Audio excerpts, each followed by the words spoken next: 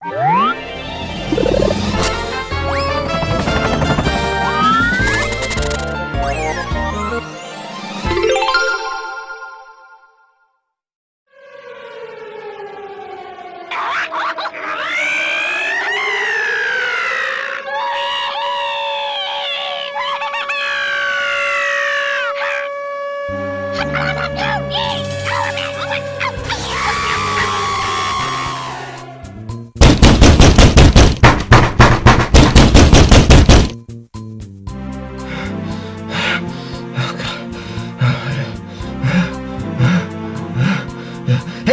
guys, hello, it's me, Lollino Damb 64. How you going? Everything's good. Okay, I lied. The police is after me. I don't know what to do.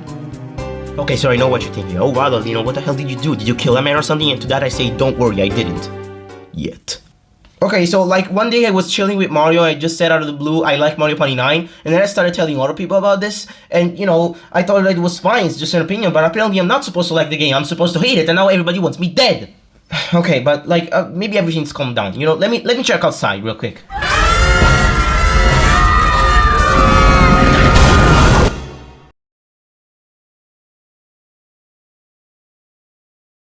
Hey, wanna hear me talk about Mario Party 9? So Mario Party, right? Definitely one of the better multiplayer franchises that you can find on pretty much any Nintendo console. I mean, it's a fun game, easy to understand, simple to play, chaotic, pretty good, right?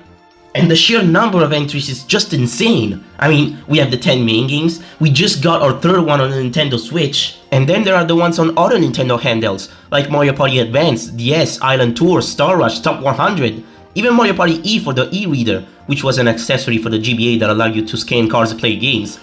And there are even 6 arcade games that were developed by Capcom of all people. The thing is, no matter which console you choose after the N64, a Mario Party will always be there to give you a meaningful multiplayer title. Or so we thought! Yeah, so the majority of Mario Party games was developed by Hudson Soft, specifically all the number games up until 8, and they also made DS and Advance. The thing is, Hudson Soft kinda went boom as a company on March 1st, 2012, and then they merged with Konami Digital Entertainment. So the Mario Party series was then handed over to ND Cube, who also made Wii Party. Okay? Well, I mean, sure, it stings a bit, but who cares? Mario Party is Mario Party. What could a new developer do to a successful series like Mario Party other than continuing what worked before?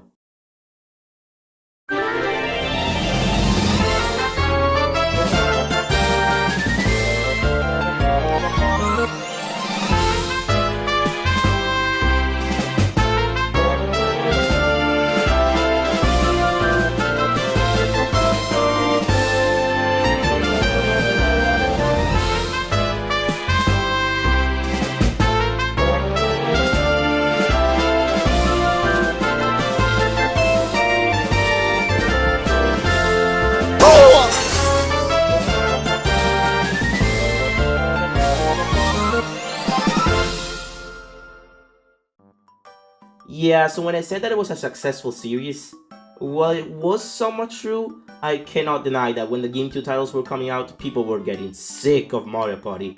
They saw each entry as nothing more than a party game, and they kept saying that they were too similar to each other. Critics started to hate Mario Party for what it was, because they failed to understand that there was a reason that these games were all so similar. They were all good fun, but when the Mario Party series was handed over to ND Cube, Nintendo saw this as an opportunity to finally change Mario Party for the better and make something new while still maintaining the spirit of Mario Party. The result?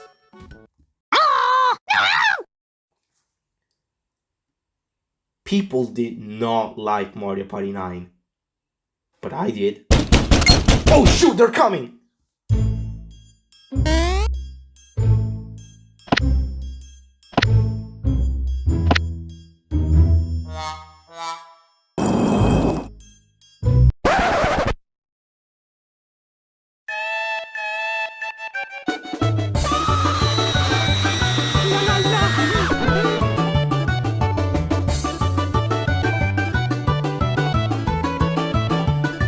Okay, this is a good hiding spot, I guess.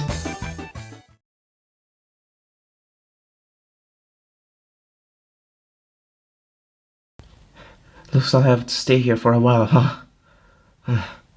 Well, Let's talk about Mario Party 9 some more, shall we? I mean, we all want to know about Mario Party 9. In fact, I can't wait to. So the gameplay of previous Mario Party games was quite simple. You roll a dice, deal whatever space you land on, usually adding or subtracting coins from you. After everyone is done rolling, you enter a minigame where the winners receive some coins in order to buy stars, which is what the players are really after, as whoever has the most stars at the end wins. A simple gameplay loop that is made fun by the sheer number of things that could happen at any moment, like chance time where you could lose multiple stars and give them to your opponent, which is probably something that will kick off a third world war in your living room, Bowser spaces, happening spaces, the ability to use items on the boards, and of course, the minigames, the part of Mario Party that feels the most like an actual video game. And yet pretty much everyone agrees that the minigames themselves aren't what makes Mario Party fun, but it's the combination of skill in the minigames and luck in the board that makes the series the go-to party game. You hear that, 3DS? Though like I said, critics were getting bored of this gameplay style, so with Mario Party 9, the gameplay shifted to something similar and yet very different at the same time.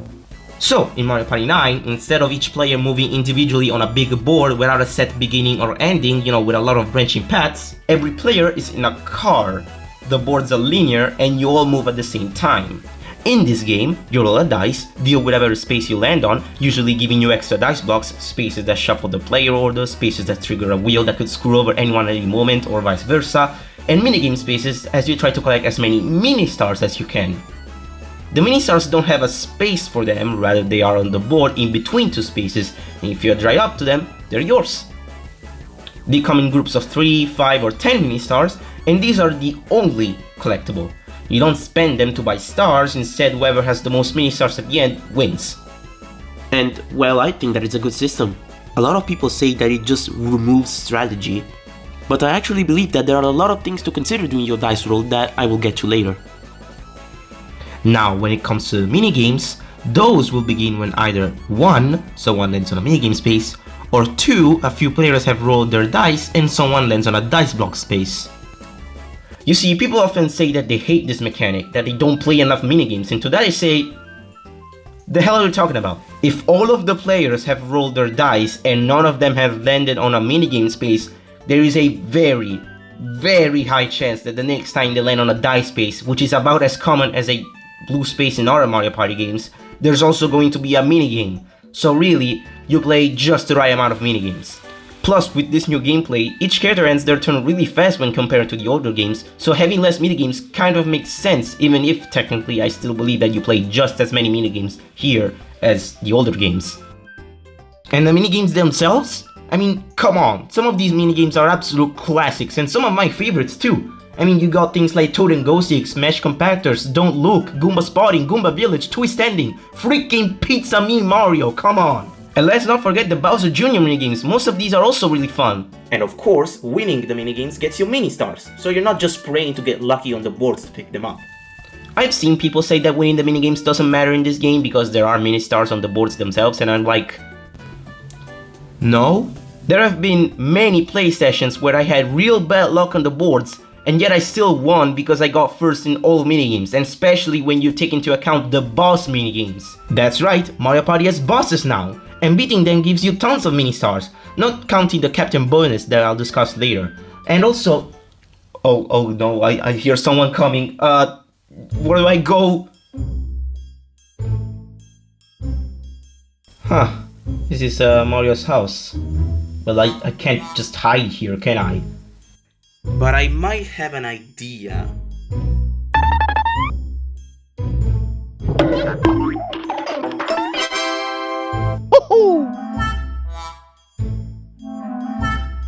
No one will recognize me like this. I look just like him after all. Alright, this will buy me time for... Oh!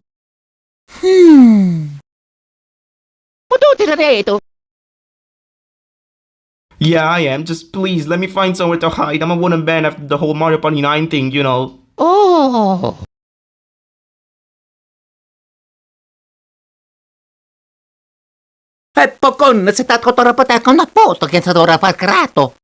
A few moments later.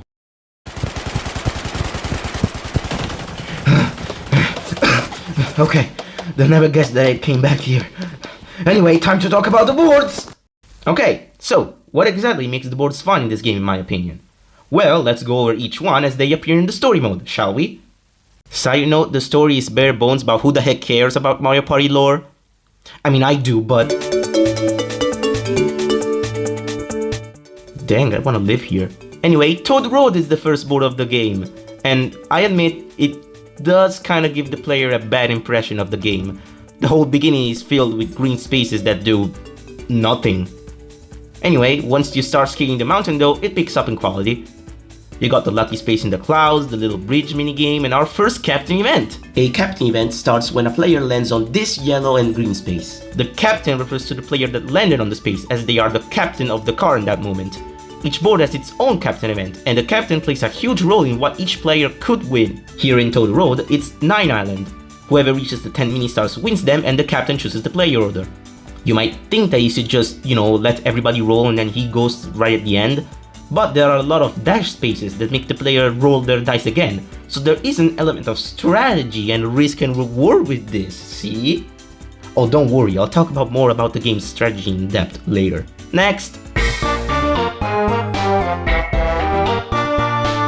Wow, Bob-omb Factory, huh? Sounds a lot like my basement. Anyway, this board's gimmicks come from both the spaces that can change where you are, and the Bob-omb with a number that decreases with each movement of the players, and whoever makes it explode loses half of his mini-stars. This might sound like a lot, and yeah, sometimes it is, it's just kinda luck-based sometimes. But you gotta remember, the different dice blocks allow everyone to strategize around the bomb's number. Like maybe a 4, 5, 6 dice if the number is high, a 0, 1 dice if it's about to explode, stuff like that. Yeah, I mean, it's still fairly luck-based at the end of the day, but guess what?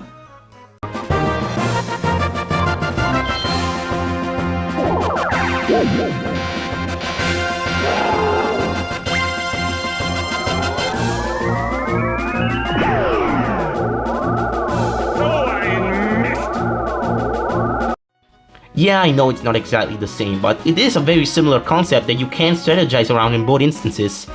Anyway, the captain event here is side-by-side zone, where each player rolls a dice and tries to collect these mini-stars on the path, with spaces that can shape their position, and the captain himself chooses the player position. Once again, with an element of strategy to where you place the players. So next up is...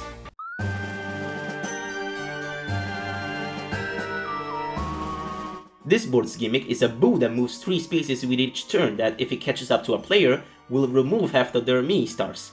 Kinda like the Bob-omb, but easier to avoid. Or at least it depends. See, in situations like these, you could either choose to keep moving forward, or enter the room with some goodies, but you risk the boo catching up to you. Once again, risk and reward. This is something that the boards in this game do very well in my opinion, the split pathways. Sometimes there are mini-stars or I'm just gonna call the anti-stars, okay? That's what they call it in the Italian version, it's easier to pronounce, okay? Just bear with me. Sometimes there are mini-stars or anti-stars on both sides, and you have to strategize based on the player order, maybe screwing up your opponent. And you might say, that's not fair, what can they do about it? Try alcohol? Well, they can either just take the anti-stars and then try to catch up in the mostly skill-based minigames, or they could use special dice blocks to avoid the anti-stars. Or maybe use the special dice blocks to land on a 10 mini-star space, captain event spaces, or even boss spaces. There are a lot of things that a player can do to make up for the loss of a few mini-stars.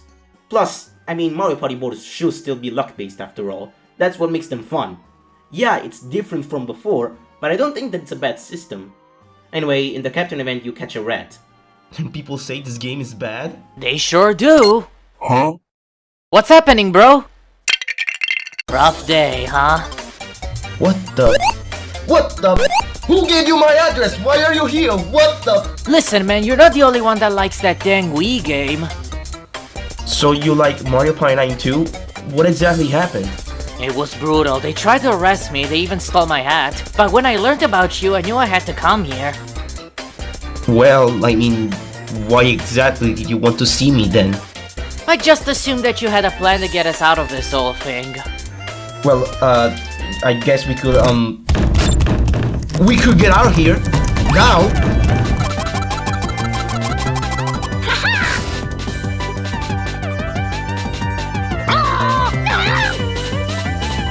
You'll never take this away from me! Huh? What is...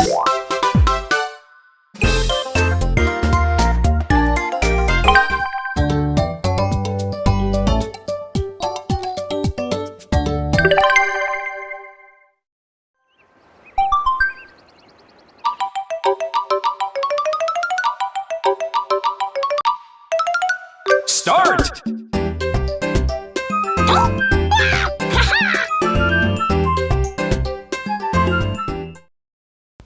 Okay, so the game created a minigame out of nowhere. I mean, why wouldn't it? It's a good game. Let's get back to explaining why I think that. So the next board is...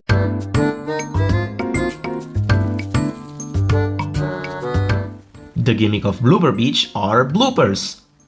Nope. Nah, instead we have these dolphins that give you mini stars and sushis that instead take away half of your mini stars. Again, it's kind of weird that it's always the same thing, but I guess it's not as annoying as the ball bomb. While I really don't like how this board looks, it's got lots of branching paths with wildly different spaces, which is something that you can, you guessed it, strategize around. See what I mean? The boards in this game allow you to actually think about what's the best move to either benefit you or screw up your opponent. Anyway, the captain event is Sunken Treasure, where you need to get to the top while avoiding the unlucky spaces, and the captain decides which type of dice block the players use. Honestly, the dice choice here, I feel like it doesn't matter that much, but it's whatever. There's also this really stupid event where each mini star gets turned into an anti-star. Yeah, I really don't like it. I mean, yeah, you can turn them back into mini stars, but no, I don't like it. I mean, as much as I like this game, yeah, there are things in it that I really do not like this or the ball bomb. Well, next.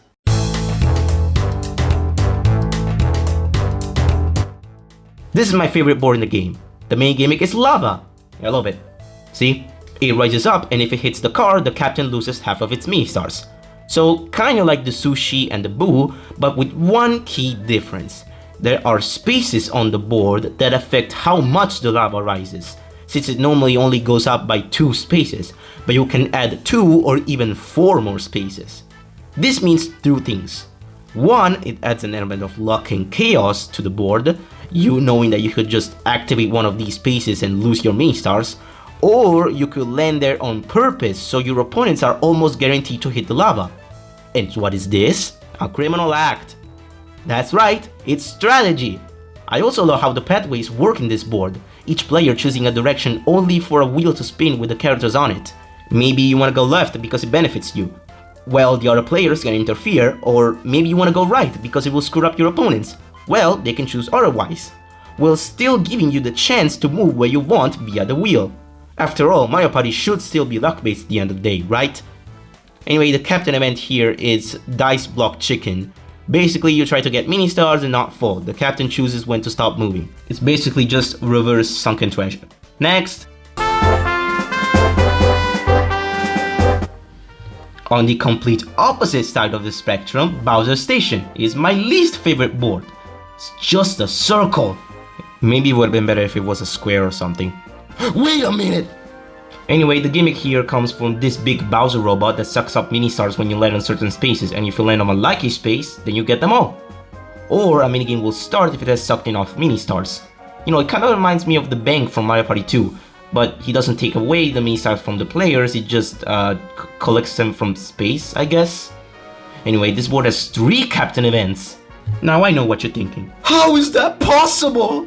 First up, Heart Star Colony. The players roll the dice, and if the captain gets the same color as another player, then they both get some mini stars. It's fine. It's probably the most luck-based of the bunch anyway. Bingo Colony. You roll the dice, and if you get a bingo, you can either get mini stars, or sometimes Bowser will turn them into anti-stars and take away mini stars from you. The captain decides to play your order, which is something that can be strategized around just like Nine Island and Scaredy Cat Race. Finally, Speed Star Colony. It's just Nine Island and Sunken Treasures combined. The captain chooses the player position with an element of risk and reward. Do I put myself the closest to the mini stars but without anything else? Or do I position myself down where there are mini stars and dash spaces but I'm the furthest from the mini stars? Pretty cool. Risk and reward, strategy, you know what I'm saying? Yeah, so like I said, there are loads of opportunities to actually use strategy in this game, even though it's different from regular Mario Party. Using different dice blocks, trying to land on captain spaces, choosing different pathways, winning minigames, using dice blocks to land on a boss, which will get you a captain bonus, which means that you will earn some extra mini stars because you landed on the boss space. There is actually a lot to consider here, while still being luck-based a lot though, because that's what Mario Party is. That's what Mario Party should be like. And I hope that by talking about each board individually, maybe I convinced you to give the game a second chance, remembering that you don't play it expecting the same Mario Party you know, but a different, just as fun system where you use strategy, skill, and, well, yeah, a lot of luck still. Also, can I just add that this game's presentation is stunning? On a purely technical level, this is probably the best looking Mario game on the Wii. And yeah, some of the boards and minigames fall into that new Super Mario Bros. Art style, but I feel like this is the best version of these locations that you can find. I mean, just look at Toad Road compared here to New Super Mario Bros. Wii, and just how much detail there is. And if there is one thing that people praise of this game for, it's the music, and I mean...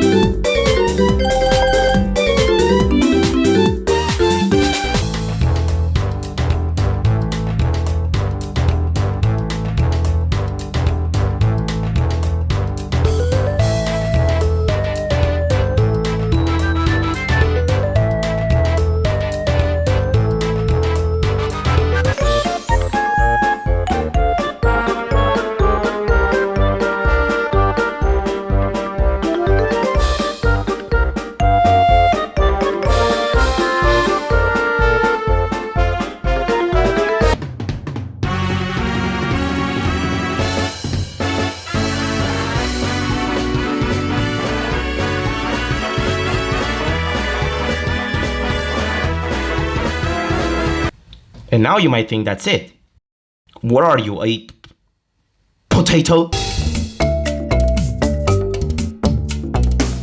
That's right, a secret unlockable 7th board themed around Donkey Kong. Call the police! It's a circle again? And you go around it twice? Well, to be fair, you do collect bananas here instead of mini-stars, and bananas are on practically every space, making it play somewhat differently. The captain event is just barrel choice, and the captain chooses which player gets which barrel. So it's kind of unfair if you ask me, but I guess I'll give this board an okay out of 10. And those were all of the boards of Mario Party 9, but I'm still not done. Dude, this game is awesome! Can we legally marry it? There are also some side modes. If you're one of those people that really don't like the boards, well, you could just play one of these where it's mostly minigames, but you still have to strategize in order to win the overall game. My favorite is High Rollers, where you must move your block around this grid to get more points, and depending on your placement in the minigames, you can move more spaces and screw up your opponents. And if you really don't like the boards, this is a nice alternative way to play, alongside, say, Garden Battle or Choice Challenge. There's also a museum where you can unlock stuff using Mario Party points that you get while playing the game, and a mode where you play minigames but with a zoomed in view. I don't know why this one stood out to me this much. I played this one a ton as a kid thinking, wow, this is like New Super Mario Bros. In 3D. I wish they made a game like that. And then they made it. Oh, what's that? Oh, I don't know a 3DS. Oh well, but I made a sequel. But I don't know a Wii U. You can tell I don't have a Wii U because I'm happy.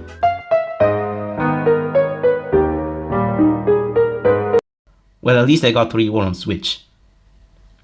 And that is Mario Party 9. Man, am I glad to have finally talked about my favorite Mario Party game. And before you say that this is just nostalgia, I mean, it probably is, but I also had the DS game, okay? So, I liked both styles of Mario Party. Okay, I think I'm ready. Ready for what? I'm ready to go out there and tell everybody that I love the game and hopefully convince them to not arrest me.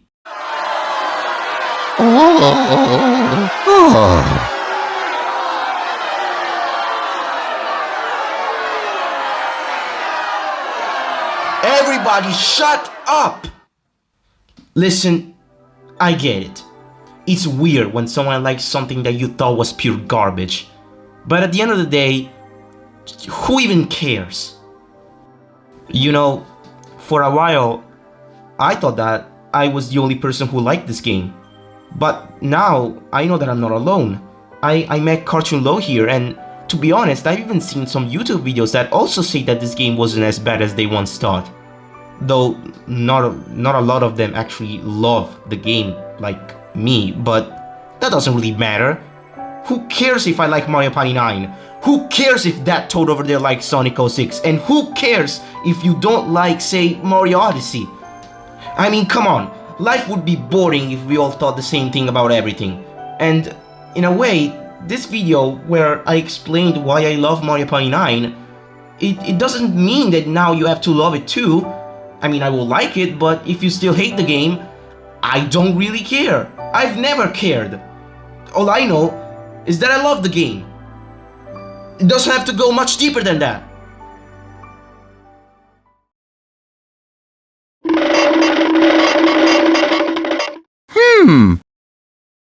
Yeah, I'm just glad that it's over. You guys wanna get lunch or something?